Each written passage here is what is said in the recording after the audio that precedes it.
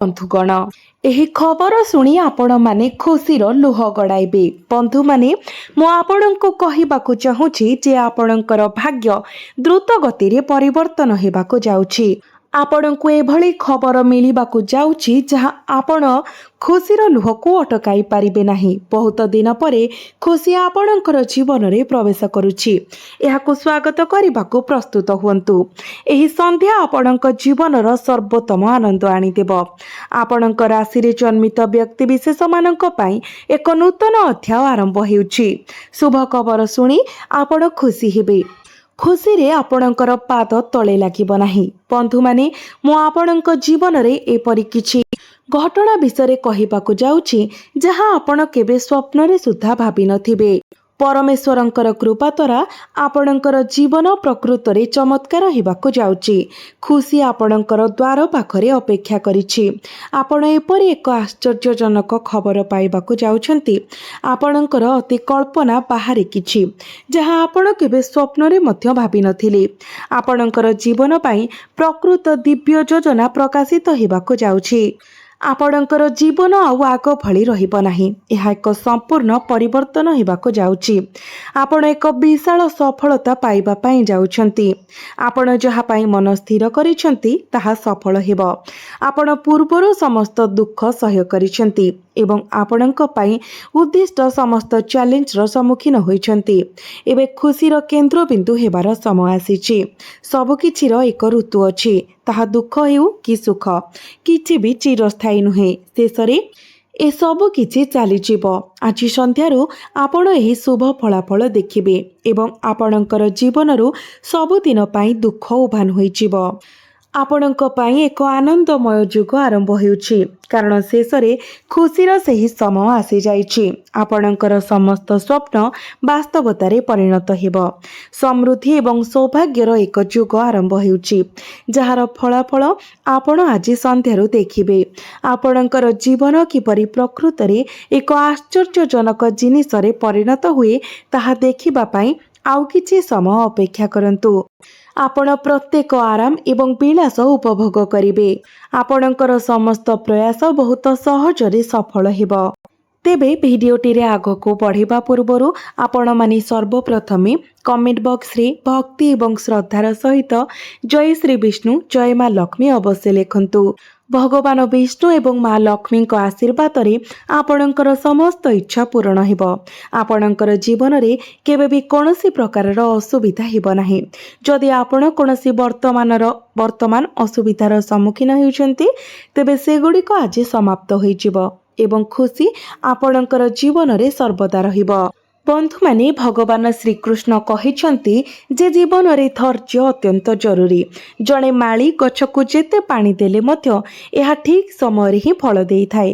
ତେଣୁ ଜୀବନରେ ଧୈର୍ଯ୍ୟ ବଜାୟ ରଖନ୍ତୁ ଏବଂ ସର୍ବଶକ୍ତିମାନଙ୍କ ଉପରେ ଆପଣଙ୍କର ଭରସା ରଖନ୍ତୁ।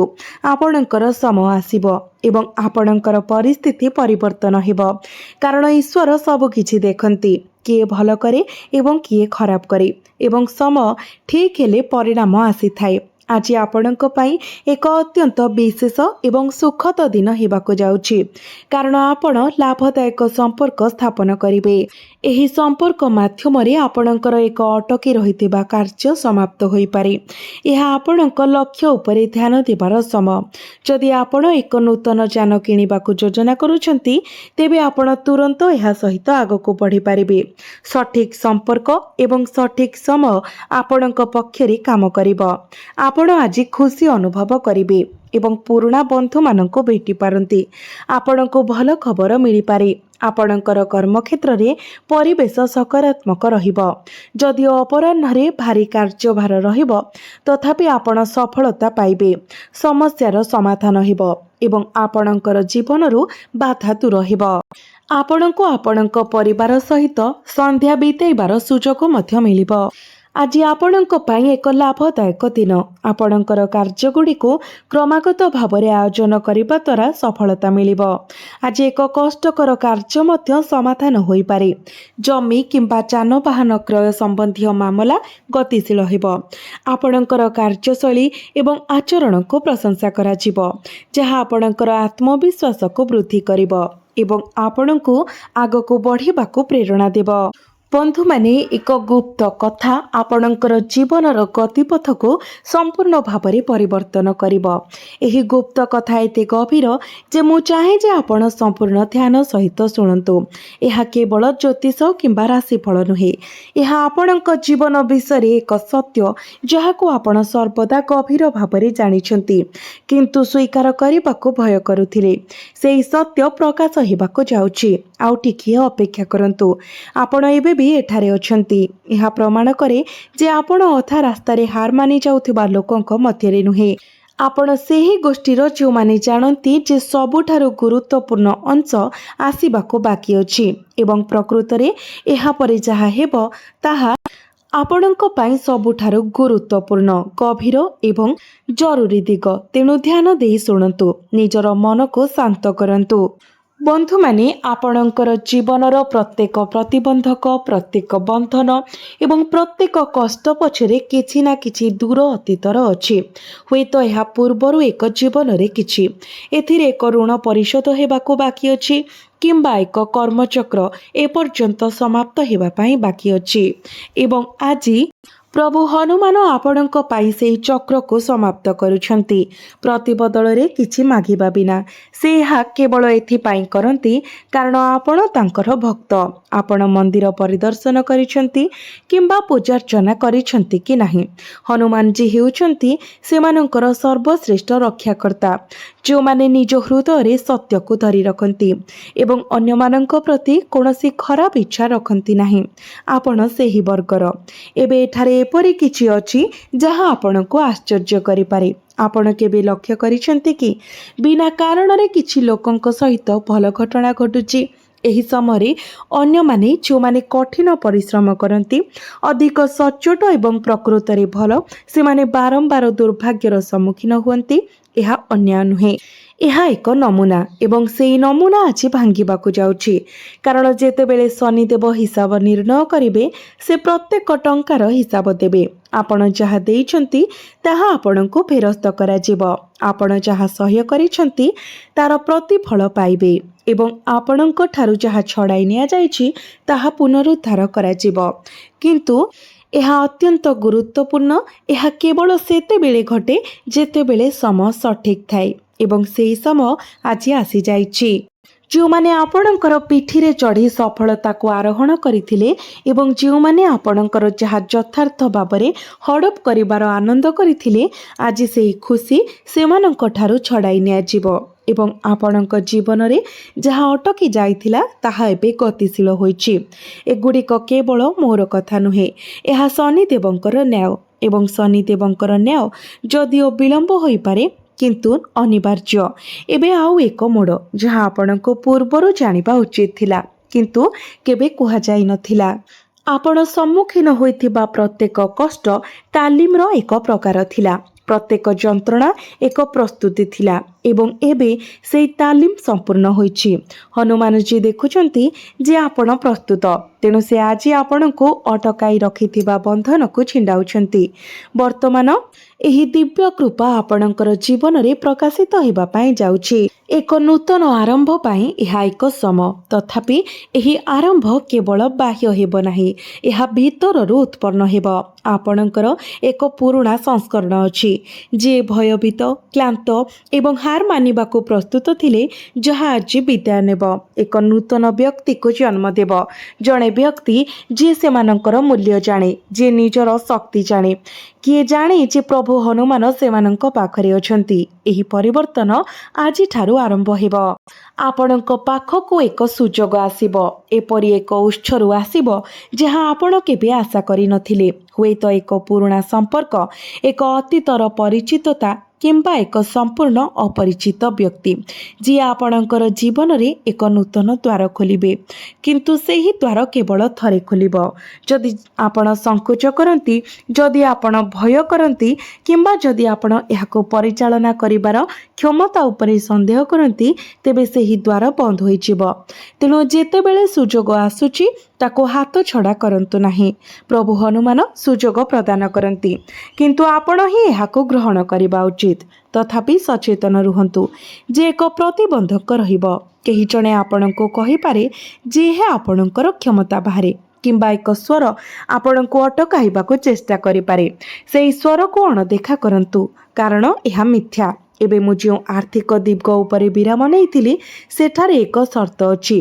ଆପଣଙ୍କର ସମୃଦ୍ଧିକୁ ବାଧା ଦେଉଥିବା ବାଧାଗୁଡ଼ିକ ଦୂର କରିବା ପାଇଁ ଏକ ନିର୍ଦ୍ଦିଷ୍ଟ କାର୍ଯ୍ୟ ଆବଶ୍ୟକ। ସେହି ସର୍ତ୍ତ ହେଉଛି କୌଣସି ଅଭାବଗ୍ରସ୍ତ ବ୍ୟକ୍ତିଙ୍କୁ ସାହାଯ୍ୟ କରିବା। ଆଜି ଆପଣ ଯାହା କରିପାରିବେ ତାହା କରନ୍ତୁ। ଏହା ଗୋଟିଏ ଟଙ୍କା, ଗୋଟିଏ ରୁଟି କିମ୍ବା କାହା ପାଇଁ ଗୋଟିଏ ଗ୍ଲାସ୍ ପାଣି ପ୍ରଦର୍ଶନ ନ କରି ଏବଂ ଅନ୍ୟ କାହାକୁ ନ କହି ସାହାଯ୍ୟ କରନ୍ତୁ।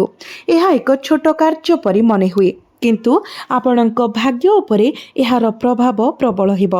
କାରଣ ଯେତେବେଳେ ଆପଣ ଦାନ କରନ୍ତି, ବ୍ରହ୍ମାଣ୍ଡ ଆପଣଙ୍କୁ 10 ଗୁଣ ଫେରାଇ ଦିଏ। ଏହା ଅନ୍ଧବିଶ୍ୱାସ ନୁହେଁ, ଏହା କର୍ମର ନିୟମ, ଏବଂ କର୍ମର ନିୟମ କେବେ ବିଫଳ ହୁଏ ନାହିଁ। ଏବଂ ବର୍ତ୍ତମାନ ଯେଉଁ ମୁହୂର୍ତ୍ତ ପାଇଁ ଆପଣ ଅପେକ୍ଷା କରିଛନ୍ତି, ପ୍ରେମର ଅନ୍ୟ ପାର୍ଶ୍ୱ।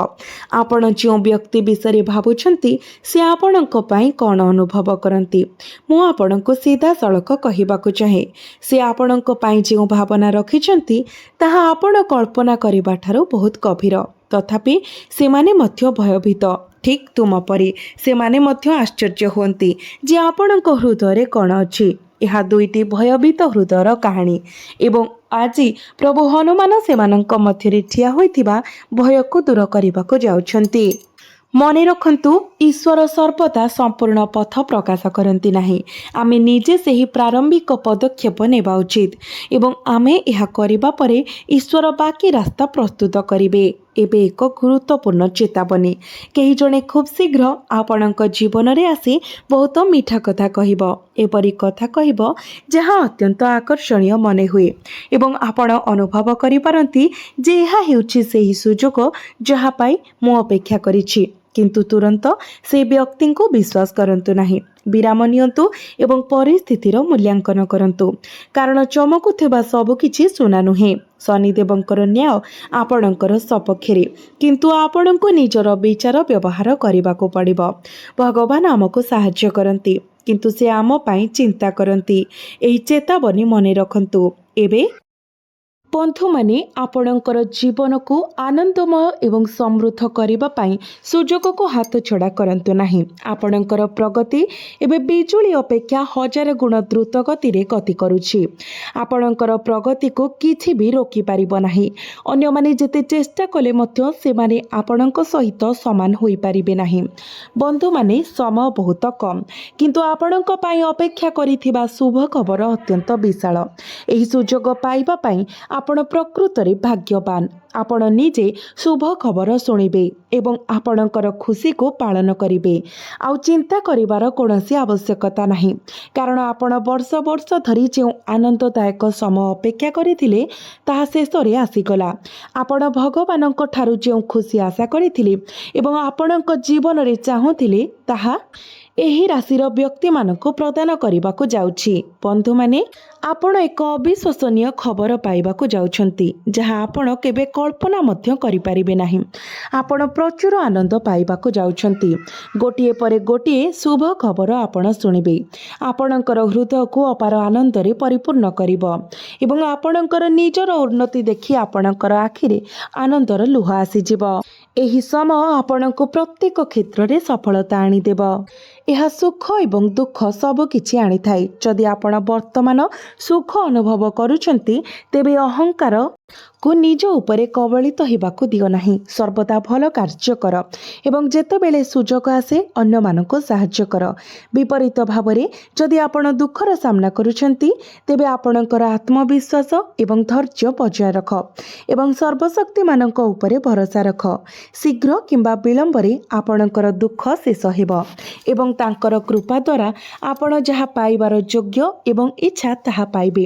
କାରଣ ଯେପରି ରାତି ପରେ ଦିନ ଆସିଥାଏ, ସେହିପରି ଦୁଃଖ ପରେ ଖୁସି ଆସିଥାଏ। ଏହା ଜୀବନର ଚୂଡ଼ାନ୍ତ ସତ୍ୟ, ଯାହା ଏଡ଼ା ଯାଇପାରିବ ନାହିଁ କିମ୍ବା ପରିବର୍ତ୍ତନ କରାଯାଇପାରିବ ନାହିଁ।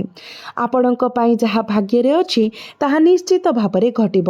ତେଣୁ ସମସ୍ତ ଚିନ୍ତାକୁ ପରିତ୍ୟାଗ କରନ୍ତୁ ଏବଂ ଖୁସି ଏବଂ ଆନନ୍ଦରେ ଆପଣଙ୍କର ଜୀବନ ବିତାଇ ଦିଅନ୍ତୁ। ଆପଣଙ୍କର ଭାଗ୍ୟରେ ଯାହା ଲେଖାଯାଇଛି ତାହା ନିଶ୍ଚିତ ଭାବରେ ଆପଣଙ୍କର ହେବ। ଆଗାମୀ ସମୟରେ ଆପଣଙ୍କ ପାଇଁ ଏହା ହିଁ ରହିବ। ଆପଣଙ୍କୁ ଆଉ ଚିନ୍ତା କରିବାକୁ ପଡ଼ିବ ନାହିଁ। କେବଳ ଭଲ କାମ କରିଚାଲନ୍ତୁ। ଭଗବାନଙ୍କ ଉପରେ ସବୁକିଛି ଛାଡ଼ି ଦିଅନ୍ତୁ। ଯଦି ଆପଣ ଭଲ କାମ କରିଛନ୍ତି ତେବେ ଆପଣ ଭଲ ପୁରସ୍କାର ପାଇବେ। ବିପରୀତରେ ଯେଉଁମାନେ ଖରାପ କାମ କରନ୍ତି ସେମାନେ ନକାରାତ୍ମକ ପରିଣାମ ଭୋଗ କରିବେ। ଯେଉଁମାନେ ଭୁଲ କରନ୍ତି ସେମାନେ କ୍ଷଣିକ ଖୁସି ଅନୁଭବ କରିପାରନ୍ତି, କିନ୍ତୁ ଶେଷ ପରିଣାମ ସର୍ବଦା ନକାରାତ୍ମକ ହୋଇଥାଏ। ତେଣୁ ବନ୍ଧୁମାନେ ସର୍ବଦା ନିଜ ଜୀବନରେ ଭଲ କାମ କରିବାକୁ ଚେଷ୍ଟା କରନ୍ତୁ। ଆପଣଙ୍କର ସ୍ୱପ୍ନ ଏବଂ ମହତ୍ୱାକାଂକ୍ଷାକୁ ସାକାର କରିବାର ଦିନ ଆସିଯାଇଛି। ଆପଣଙ୍କର କାର୍ଯ୍ୟ ପ୍ରତି ସମ୍ପୂର୍ଣ୍ଣ ସମର୍ପିତ ରୁହନ୍ତୁ। ଆପଣଙ୍କର ସମ୍ପୂର୍ଣ୍ଣ ଧ୍ୟାନ ଆପଣଙ୍କର ନିଜ କାମ ଉପରେ ଦିଅନ୍ତୁ। ଆପଣଙ୍କର ଆୟର ଉତ୍ସ ବୃଦ୍ଧି ପାଇବ ଏବଂ ରୋଜଗାର ସ୍ଥିର ରହିବ। ଆପଣ ଆପଣଙ୍କର ପିଲାମାନଙ୍କ ଠାରୁ ଖୁସି ପାଇବେ। ଶୁଭ ଘଟଣା କିମ୍ବା ଉତ୍ସବ ସମ୍ବନ୍ଧୀୟ ଖର୍ଚ୍ଚ ହେବାର ସମ୍ଭାବନା ଅଛି। ଅପରାହ୍ନରେ କାମର ଗତି ବଢ଼ିପାରେ। ଯଦି ଆପଣ କାହାଠାରୁ ସାହାଯ୍ୟ ଆବଶ୍ୟକ କରୁଛନ୍ତି ତେବେ ସନ୍ଧ୍ୟାରେ ସେମାନଙ୍କୁ ଭେଟିବା ପାଇଁ ଯୋଜନା କରନ୍ତୁ। ଆଜି ଆପଣଙ୍କର ମନକୁ ବିଭିନ୍ନ ଚିନ୍ତାଧାରା ଆସିବ ଏବଂ ସେଗୁଡ଼ିକ ଉପରେ କାର୍ଯ୍ୟ କରିବା ଲାଭଦାୟକ ହେବ। ଦିନର ଆରମ୍ଭରେ ଆପଣଙ୍କର ଗୁରୁତ୍ୱପୂର୍ଣ୍ଣ କାର୍ଯ୍ୟଗୁଡ଼ିକର ରୂପରେଖ ପ୍ରସ୍ତୁତ କରନ୍ତୁ। ଆପଣଙ୍କର ସମ୍ପର୍କ ଏବଂ ବନ୍ଧୁମାନଙ୍କ ସହିତ ସମ୍ପର୍କ ସ୍ଥାପନ ଲାଭଦାୟକ ହେବ। ଆପଣଙ୍କର ଏକ ବ୍ୟକ୍ତିଗତ ସମସ୍ୟା ମଧ୍ୟ ସମାଧାନ ହୋଇପାରେ, ଯାହା ଆପଣଙ୍କୁ ଖୁସି ଏବଂ ସନ୍ତୋଷ ଆଣିଦେବ। ଆପଣଙ୍କର ବର୍ତ୍ତମାନର ବ୍ୟବସାୟରେ ଲାଭଦାୟକ ପରିସ୍ଥିତି ସୃଷ୍ଟି ହେଉଛି।